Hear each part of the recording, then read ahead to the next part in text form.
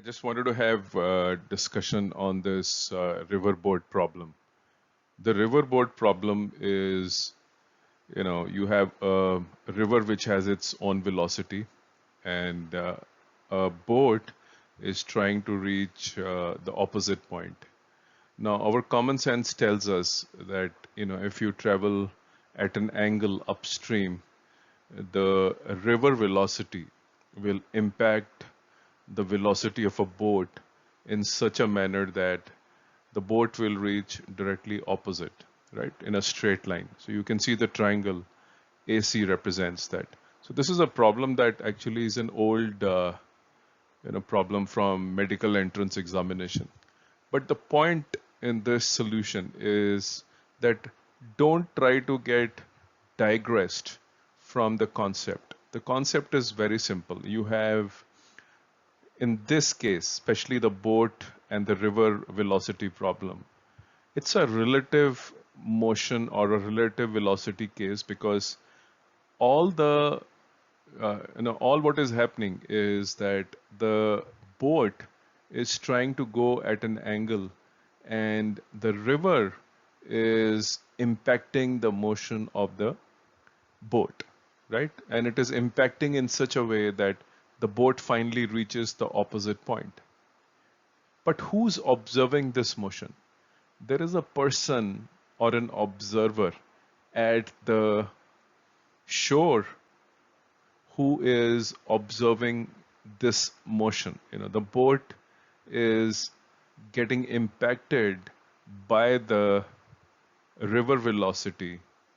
Resultant is being calculated. You can see I've drawn a vector triangle, and the resultant is that the boat is trying to move across AB vector, the river is moving across BC vector, and the resultant is AC vector, right? This is definitely a resultant question, but this is also a relative motion because somebody at the shore, from where the boat has started, is actually watching and, seeing this motion happening. The boat, is saying the person on the boat or the boat is moving in, you can see upstream at an angle on the left of the final direction, that is AB. So the boat is moving in a particular direction, but the person who's at the shore is observing the final motion to be AC, and therefore this motion is a relative velocity problem because it has an observer who is seeing all this unfolding because of the impact of river. So yes, it is a resultant, but it is a resultant due to two mutually independent velocities: velocity of boat and the velocity of the medium, which is river, right? And who's observing this motion? The observer at the shore. It is with respect to the observer with the shore that the this motion is happening. So I hope it clarifies.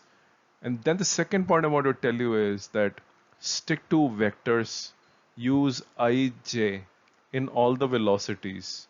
The vector AB can also be expressed as a vector. The vector BC can also be expressed as a vector.